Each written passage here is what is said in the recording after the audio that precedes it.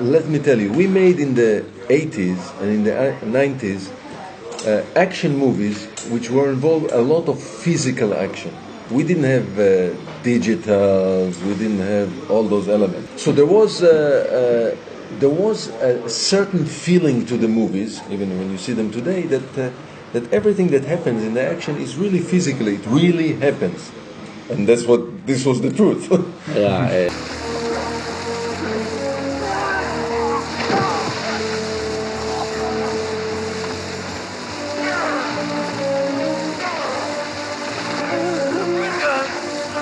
Today, you see action movies which are enhanced by all the digital possibilities that exist today. And they are fantastic. They look fantastic. The superhero movies, the Fast and Furious movies, whatever, they look fantastic. And I enjoy it very much. Because there is no limit to the imagination of the young creators. It's very exciting.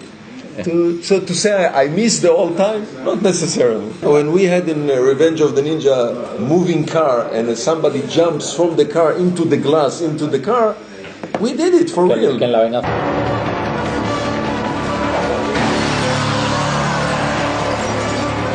No cable, and you feel it. As an audience, you can feel that it's real.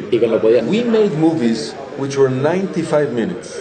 We did not make movies of 2 hours and within this 95 minutes you have to be exactly what you're saying, direct, and you have to get your message quick and nice and direct. So today the young audience are influenced by video games. So probably you're right. I don't want to be the judge, but probably you're right that people even today they like to see the movies, those old movies from the 80s, because of the direct message, the sincerity. Mm-hmm. Yeah. The evolution of Hollywood in the 2010s, it was taken by business people. The old executives were storytellers, movie people. The new executives of Hollywood came from Wall Street. They don't care about the originality and stories. To make money. It's a machine of making money. So for them, the easiest way is to just take an old movie, remake it, and kind of say, I have an audience, I insure myself. So the originality is left for the independent young filmmakers or the other small independent movies that they have originality, they are interesting. But it will not come from the Hollywood machine. Now, all the movies I directed belong to MGM, right?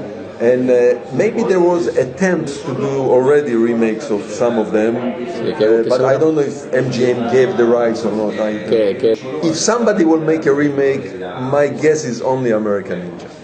It's a good brand, good title. But this title, American Ninja, belongs to MGM. I believe that for young filmmakers today, there is many more opportunities that we have. Yeah. Because of the technology. What do you need today? A camera, a computer, and lights, and talent. That's all you need. So yes, there is a possibility for young, creative, talented filmmakers to come up. But once you start to deal with action or spectacular scenery, you need money. You can still make horror picture, you can make relationship movie, but when you start to deal with action, special effects, special effects you can do in computer, but action you need money. You need time and money to make action. Well, I was not very limited in budget. It's not correct. The movies that I made, American Ninja, Revenge of the Ninja, Electric Boogaloo, we had enough money. Movies like, let's say, we mentioned Electric Boogaloo or Revenge of the Ninja were $4.5–5 million. It was not that cheap. Both of them were 9 weeks shooting, 6 days, 9 weeks shooting with 2 units. Mm-hmm. But still, it's not a studio. We didn't have all the money we wanted. Okay. So you have to use your imagination to come up with solution. How do you do? We want to do something big like studio. We didn't have the money, so we came up with shortcut solution, editing, other tricks. When a director makes a movie, all day I make decision. A director makes a decision from the morning to the evening. The questions are coming all day. What do we wear? How do we change? What angle? Many questions are coming all day, and the director has to make the decision. many of those decisions are subconscious, non-conscious. You know, they are from way back. So you're probably right. There are decisions which are influenced by your childhood, by your past, by your whatever happened to you before. If you are not just a mechanic, if you're a creative person, you add your own creativity. So I'm sure that there is influence. The multicultural, some way or another, shows up on the movies that I directed. One way or another. So it's funny enough that a director from Israel makes in Hollywood movies about Japanese culture. But things happened, and somehow it was discovered that I probably have talent for this kind of thing. And then it moved on. I was offered one movie after another, after another, after another. So it's a different filmmaking. I'm not Tarantino, who makes his own internal ideas, you know. I'll tell you something that I also heard from Spielberg in a meeting with Spielberg. There was a conference with Spielberg, and they asked him exactly the same question. And his answer was, I'm only concentrated that no accident will happen and no one of my actor or stunt people will die.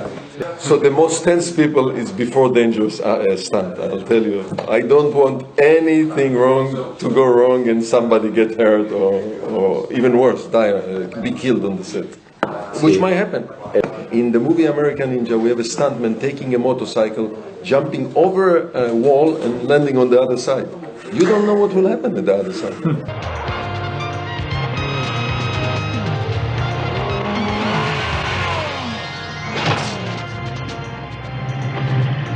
In Revenge of the Ninja, we had the slide for life, you know, Omega, from one building to another.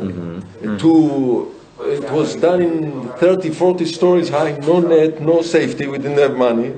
And, you know, I had my stunt guy, Steve Lambert, he went from one side to another, crashing into a glass.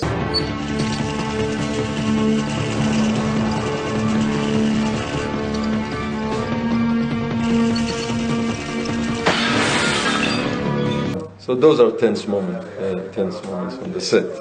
Filming is like a little kid that was given a toy and say, okay, now you play with the toy. This is filming. Yeah.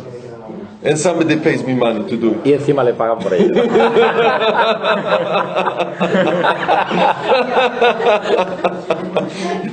Yeah, absolutely. This is the feeling. Always exciting, always.